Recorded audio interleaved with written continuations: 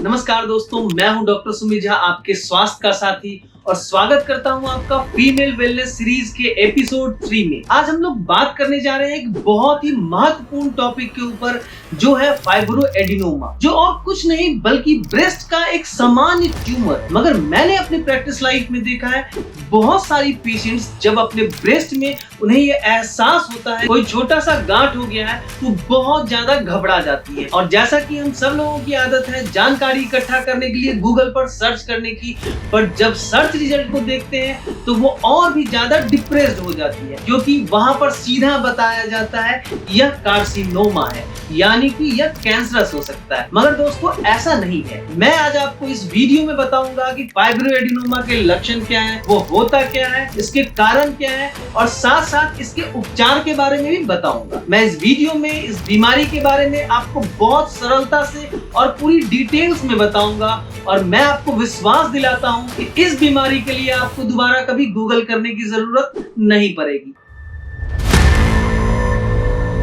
तो चलिए शुरू करते हैं इस वीडियो को। इससे पहले मेरी एक छोटी सी रिक्वेस्ट है, अगर आपने अब तक मेरे चैनल को सब्सक्राइब नहीं किया है तो प्लीज सब्सक्राइब कर दें। इससे मुझे मोटिवेशन मिलता है कि मैं आपको विभिन्न बीमारियों की संपूर्ण जानकारी और उसका आसान उपचार निरंतर पहुंचाता रहूं। दोस्तों पहले जानिए कि फाइब्रोएडिनोमा क्या है। फाइब्रोएडिनोमा ब्रेस्ट में होने वाला एक बिनाइन ट्यूमर है, यानी कि यह कैंसर नहीं होता है। आप लोगों की जानकारी के लिए मैं बता दूं कि अगर कहीं भी आपको मेडिकल रिपोर्ट में लिखा हुआ बिनाइन वर्ड दिखे तो इसका मतलब है वो नॉन कैंसरस है। चलिए वापस टॉपिक पर आते हैं। फ्रेंड्स, फाइब्रोएडिनोमा मुख्य रूप से 15 से 35 वर्ष की महिलाओं में पाया जाता है, मगर इसका मतलब यह नहीं कि ये उसके बाद नहीं हो सकता है, ये उसके बाद भी अमूमन देखा जा सकता है। और ये होता कैसा है? यह एक गोल या फिर ओवल शेप का गांठ होता है जो आसानी से हिलता डुलता है, यानी कि यह इंटरनली किसी भी मसल्स या टिश्यूज में अटैच नहीं रहता है और अक्सर दर्द रहित होता है। अब जानिए इसके लक्षण क्या क्या है, यानी कि आप कैसे जानेंगे कि यह फाइब्रोएडिनोमा है। जो पहला लक्षण है वो है ब्रेस्ट में गांठ का महसूस होना होता है,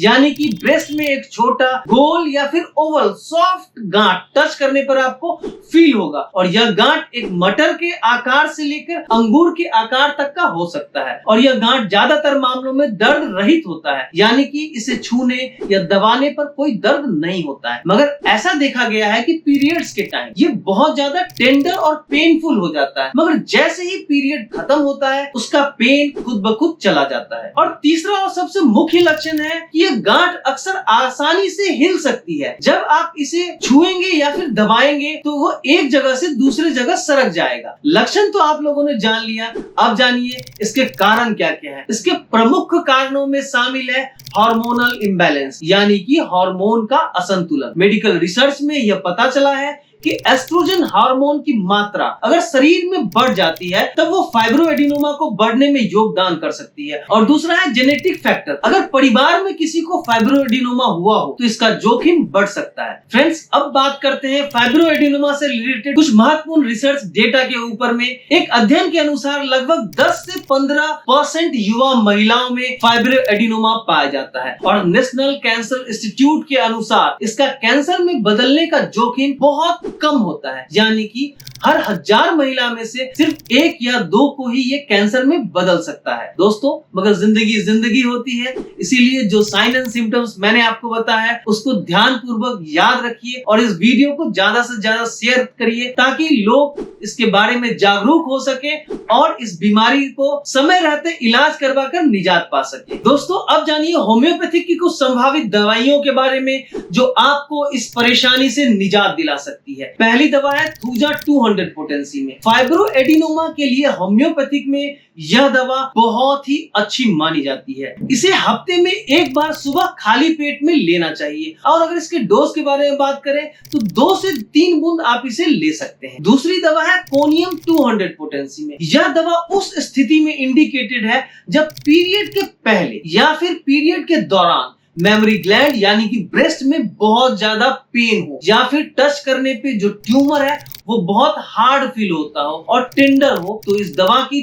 200 पोटेंसी रोज सुबह 2 से 3 बूंद 15 दिनों तक लेने से बहुत फायदा देखने को मिलता है। तीसरी दवा है कैलकेरिया फ्लोट 200 पोटेंसी। यह दवा उस स्थिति में इंडिकेटेड है जब ब्रेस्ट का ट्यूमर एकदम स्टोनी हार्ड हो, यानी कि पत्थर सा सख्त अगर महसूस हो रहा हो, तो इस दवा को रोज सुबह खाली पेट में 2 से 3 बूंद 15 दिनों तक लेना चाहिए। फ्रेंड्स, दवाइयों की जानकारी मैंने तो आपको दे दी, मगर होम्योपैथिक में बहुत वाइड रेंज ऑफ मेडिसिन है फाइब्रोएडिनोमा के लिए, जो कि आपके सिम्टम सिमिलरिटी, यानी कि अगर लक्षण के आधार पर अगर दी जाए तो वो निश्चित ही बेहतर काम करेगा। इसलिए अगर जो लक्षण मैंने आपको बताया है वह आपको फील हो तो आप तुरंत किसी होम्योपैथिक डॉक्टर से मिले या फिर www.yoursclinic.com पर अपनी अपॉइंटमेंट बुक करवा सकते हैं। योर्स क्लिनिक की पूरी टीम हर संभव प्रयास करेगी आपको इस तकलीफ से निजात दिलाने के लिए। या फिर अगर आप मुझसे संपर्क करना चाहते हैं